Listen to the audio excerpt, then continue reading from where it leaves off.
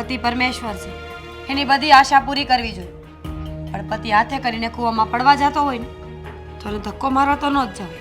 એટલે તું કહેવા હું માંગસ? એ જ કે તું અમારી બેની વચ્ચે આવી છે. સંબંધો પહેલા હતા એ ભૂલી જા.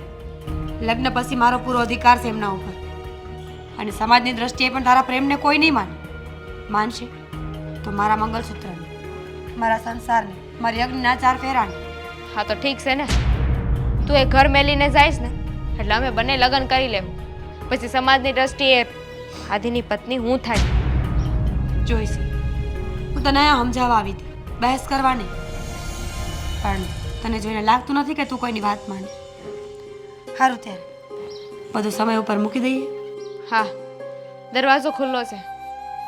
હું ત્યાંથી જ આવીશ, ખબર છે મને. અને જાય તો બંધ કરતી જાજે.